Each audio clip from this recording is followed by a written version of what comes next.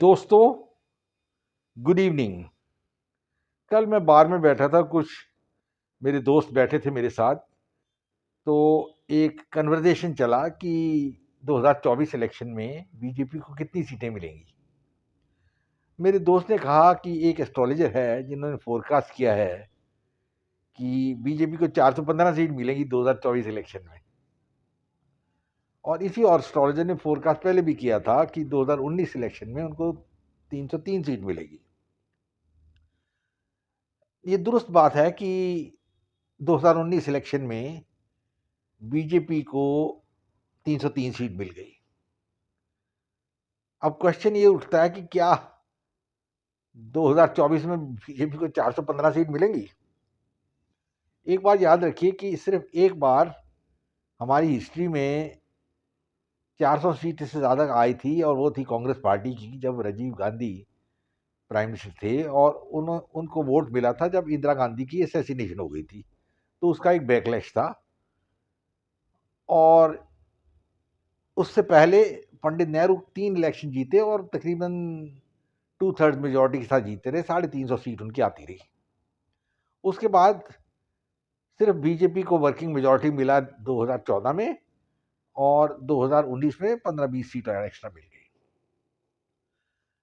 तो मैं एस्ट्रोलॉजर तो नहीं हूं, पर मैं एमेच्योर एस्ट्रोलॉजर जरूर हूं।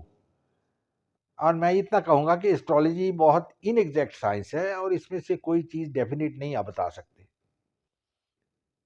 तो सबसे पहली बात यह है कि ये 415 सीट जो है, जो एस्ट्रोलॉजर साहब बता रहे हैं, मैं इनका नाम तो मैं नहीं लेना चाहता, ये दरअसल नामुमकिन है।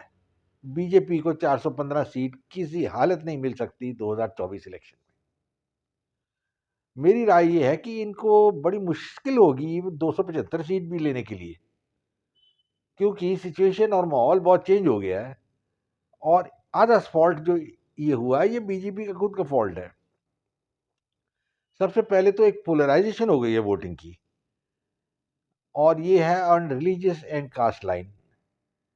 इन डेमोक्रेसी में ये सब चीजें नहीं होनी चाहिए कि रिलीजन और कास्ट मैंने रखे। पर अब ये फैक्ट बात हो गया है। एंड बीजेपी की हार जो बंगाल में हुई वो इसी कारण हुई क्योंकि 30% इलेक्टेड जो थी वो माइनॉरिटी कम्युनिटी की थी, और उन्होंने बीजेपी को वोट नहीं दिया।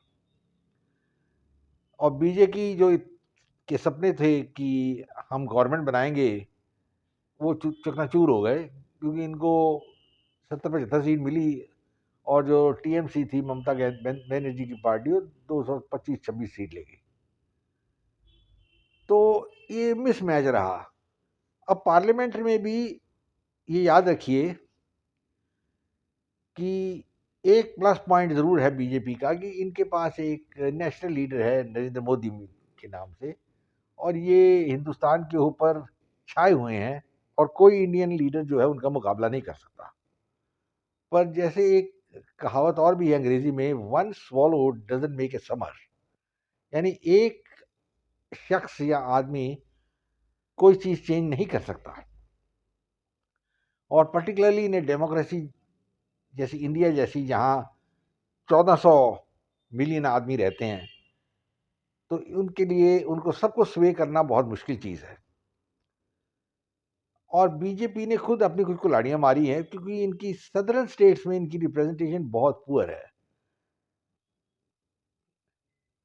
तमिलनाडु में जीरो है, केरला में जीरो है। थोड़ी बहुत रिप्रेजेंटेशन है तो मैसूर में, यानी कर्नाटका जो आजकल का है, और आंध्रा में भी कोई खास नहीं है, नीदर तेलंगाना में। और ये पोलराइजेशन जो वोट है, ये इफेक्ट करेगा बीजेपी को। माइनॉरिटी कम्युनिटी इंडिया में 20% के करीब हैं, तो उनको नकार नहीं कर सकते। एक ये बात याद रखिए, नंबर 1। नंबर 2, आप हिंदू की वोट के ऊपर नहीं जीत सकते टोटली, बिकॉज हिंदू बहुत प्रेगमेटिक है, बहुत ब्रॉड माइंडेड हैं, एंड वो बिलीव नहीं करते कि दूसरों को दबाना चाहिए। आप पुराने राजे भी हमारे देखिए, जो कनिष्क थे या चंद्रगुप्त थे, वो जब राज करते थे, वो हिंदू नाम के ऊपर राज नहीं करते थे, पर वो राज करते थे धर्म के ऊपर। तो धर्मा एक फिलॉसफी है, इसके ऊपर करते थे। जिसमें सब इक्वल है। अशोक साहब तो खैर, महाराजा अशोक जो थे वो बुद्धिस्ट थे।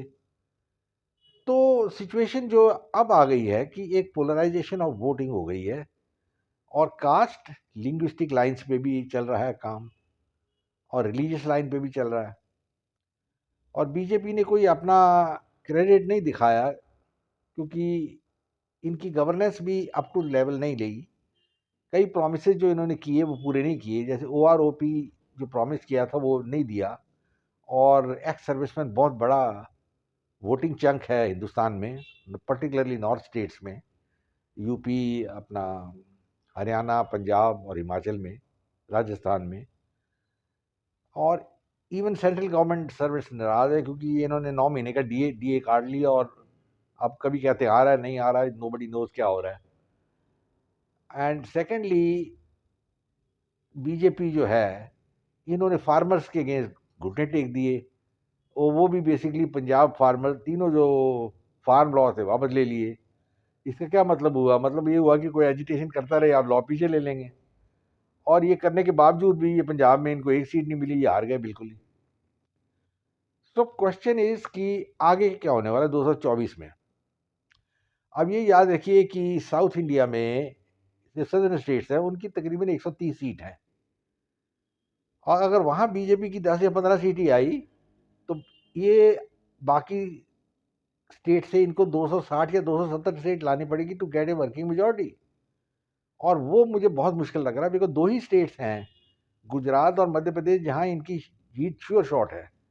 राजस्थान में भी टच एंड गो है, दिल्ली में बहुत मुश्किल है। लास्ट टाइम इनकी 8 सीट मिल गई थी, 8/8, इस बार नहीं होगी। म्यूनसिपल कॉरपोरेशन में भी हार गए हैं। महाराष्ट्र की 48 सीट्स हैं, इसमें भी कोई श्योरिटी नहीं है। अभी जो अंधेरी की बाई इलेक्शन हुई थी, उसमें उधर ठाकरे जीत गए, हालांकि उधर सारे थोड़े बेवकूफ़ आदमी हैं, नो डाउट अबाउट इट, जो उन्होंने फादर की अपनी पॉलिसी चेंज कर दी, पर लोगों को फीलिंग है कि उनके साथ धोखा हुआ है। और बिहार की बात देखिए, सिचुएशन ये है कि बिहार में नीतीश इनको छोड़ गए हैं। एंड एक बार जो पहले इलेक्शन हुआ था, जिसमें नीतीश और आरजेडी वगैरह सब मिलके कट्टे लड़े थे, एंड बीजेपी हार गई थी। तो अगर इस बार भी ये इलेक्शन ऐसे होगा तो यही रिजल्ट आएगा। पोलराइजेशन ऑफ वोट चल रहा है बंगाल में, वहाँ भी इनकी मुश्किल होगी, बढ़ेगी। और क्रूशल फैक्टर आता है यूपी में। यूपी में 2014 इलेक्शन में इनको 75 सीट मिली 82 में से, एंड उसके बाद में 2019 में इनको 55 सीट मिली। अब क्वेश्चन ये है कि अब 2024 में कितनी लेंगे।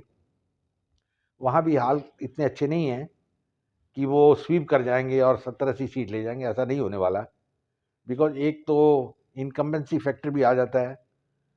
बीजेपी अब तकरीबन 2014 में इलेक्शन करेगी, तो 10 साल पावर में यूपी में रह चुकी है, तो it's going to be a problem, ये बिल्कुल प्रॉब्लम रहेगा।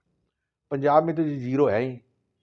तो क्वेश्चन इज, ये जीतेंगे कहाँ? छोटी मोटी स्टेट्स में अगर जीत भी गए, असम में या उत्तराखंड में, या हिमाचल में, तो इनकी बहुत कम सीटें हैं, 4-5 पार्लियामेंट। असम की है 10, 11, 14 सीट है। इस गॉड की कोई हेल्प नहीं मिलने वाली इनको। जो मेजर स्टेट्स हैं उसमें बहुत धमासम लड़ाई लग रही है, और मुझे नहीं लगता कि बीजेपी स्वीप कर सकती है, क्योंकि इस वक्त बीजेपी ने थोड़ी बहुत बड़ी कुछ गलतियां की हैं। सबसे पहले ये सीएए जो लेके आ गए हैं, और ये बहुत ही, आई मीन, मुझे समझ नहीं आया इनकी क्या पॉलिसी है इसकी। या तो ये वोट कैचिंग मशीन है या क्या है, गॉड नोज। क्योंकि अगर किसी को आप आइडेंटिफाई कर रहे हैं कि ये नॉन इंडियन है, तो उसको कहाँ भेजेंगे? कौन सा देश उसको लेगा? वो तो स्टेटलेस हो जाएंगे, और वो आदमी बाद में टेररिज्म करेंगे, हिंदुस्तान का प्रॉब्लम करेंगे। कांग्रेस ने बहुत गलतियां की हैं, नो डाउट, पर आप डबल गलती नहीं कर सकते। नेहरू बना गए लिंग्विस्टिक स्टेट्स, और वो इंडिया को डिवाइड ही कर गए एक तरीके से। अब लिंग्विस्टिक स्टेट्स जो है वो चल रही हैं, और लिंग्विस्टिक डिवीजन आ रहा है, तभी तो सदर्न स्टेट्स और नॉर्दर्न स्टेट्स में प्रॉब्लम आ रहा है। और कमला हसन जैसे आदमी जो फिल्म स्टार है, जिनकी फॉलोइंग जीरो है, वो अब जी जा बोल रहे हैं, इधर उधर बोल रहे हैं जी, हमें हिंदी इम्पोज कर रहे हैं। और ये जो इम्पोजिशन ऑफ हिंदी है, ये इनको आराम से सोचना चाहिए कि हिंदुस्तान के लिए ये चीज़ ठीक नहीं है। किसी ने कहा जी चाइना में एक लैंग्वेज होती है, चाइनीज़ है, फ्रांस में फ्रेंच होती है, वहाँ कोई दूसरी लैंग्वेज नहीं होती। दुरुस्त बात है, और वहाँ एक ही लैंग्वेज है। इंडिया में 14 लैंग्वेजेस है। इंडिया में पंजाबी है, कन्नडा है, असामीज है, सब रिकग्नाइज हैं कॉन्स्टिट्यूशन में। तो हाउ कैन यू से, कैसे कह सकते हो कि आप हिंदी को ही लेके आएंगे इंडिया में? और सेंट्रल, अभी अमित शाह जी ने बोला कि जी हम सब सेंट्रल यूनिवर्सिटीज जो हैं और इंजीनियरिंग कॉलेज हैं सब हिंदी कर देंगे। और ये बात नहीं लगी अच्छी सदर्न स्टेट्स को, और ये एक डिवाइड होगा। मेरे ख्याल Amit Shah ji must be remembering, याद करना चाहिए उनको कि पाकिस्तान के जो ब्रेकअप हुआ था वो लैंग्वेज इशू के ऊपर हुआ था, जब उर्दू इम्पोज कर दिया था ईस्ट पाकिस्तान के ऊपर। तो हर एक चीज़ उसी सोच समझ के करनी चाहिए। मोदी जी बड़े सीनियर लीडर हैं एंड वोट कैचिंग मशीन भी है, पर कहाँ तक वो ले पाएंगे मुझे डाउट ही है। मेरा राय तो ये है कि बीजेपी को 275 सीट लेना भी बड़ी प्रॉब्लम आएगी। हाँ, ये बात ज़रूर है, दुरुस्त है कि बीजेपी जो है ये लार्जेस्ट सिंगल पार्टी बन के उभरेगी और फिर जोड़ तोड़ करके कुछ गवर्नमेंट बना सकते हैं। लेट अस सी जेंटलमैन क्या होता है आगे। मैं एक और वीडियो बनाऊंगा कि हिंदुस्तान को आगे कैसे बढ़ना, अगर बढ़ना चाहे। पर फिलहाल बीजेपी जो है ये बैकफुट पे है एंड क्वाइट पॉसिबल है कि 2024 में उनको सिर्फ बहुत मुश्किल से मेजॉरिटी मिले या जोड़ तोड़ के करें। पर उसका नेट नतीजा ये होगा कि जो ये चाहते हैं हिंदुस्तान के लिए वो नहीं हो पाएगा। इनको अपनी पॉलिसी चेंज करनी पड़ेगी और बीजेपी को सोचना चाहिए कि ये हिंदुओं की पार्टी नहीं है कि हिंदुओं के प्राइम मिनिस्टर है उनके, दूसरी माइनॉरिटीज भी हैं जिनको इक्वल राइट दिया हुआ है। तो ये कहते हैं कि फायर एंड ब्रिमस्टोन, यानी कि आप ज़्यादा आग और ये बोलते रहिए पर नेट रिजल्ट ज़ीरो है। पाकिस्तान में भी देखिए इन्होंने इतना क्रेडिट लिया जी हमने सर्जिकल स्ट्राइक किया है, जी हमने बालाकोट में एयर स्ट्राइक किया है, पर उसका नेट रिजल्ट क्या है? ज़ीरो। पाकिस्तान अपने निफेरियस एक्टिविटीज़ जो उनकी बुरी एक्टिविटीज़ हैं उन्होंने बंद कर दी हैं क्या? नहीं की, वो तो और ही चल ही रहा है वैसे ही। तो आगे क्या करने वाला है? चाइना के साथ हमारा हालत ख़राब ही है। तो एक स्टेट्समैन अप्रोच चाहिए अभी, फॉरेन अफेयर्स में भी और लोकल में भी, तो कि इंडिया को ऊपर लेके जाएं। हो सकता है कि मोदी जी अगर हिस्ट्री में नाम बनाना चाहते हैं तो ये लिंग्विस्टिक स्टेट्स जो हैं ये ख़त्म कर दें। खैर जेंटलमैन, मैं जो छोटी सी राय आपने दे दी है, और ये फैक्ट बात है कि 415 सीट तो बीजेपी को मिलेंगी नहीं। वर्किंग मेजॉरिटी मिल जाए बहुत बड़ी चीज़ है। 275 तक पहुंचना भी उनके लिए बहुत मुश्किल होगा 2024 इलेक्शन में। हाँ, अगर ये अगले 1.5 साल में कुछ चमत्कार दिखा दें तो ये जीत सकते हैं। आपको ये वीडियो अच्छा लगा तो उसको सब्सक्राइब करिए और लाइक करिए, शेयर करिए दोस्तों के साथ। मैं ख़त्म करता हूँ अभी। जय हिंद, ग्लोरी टू इंडिया।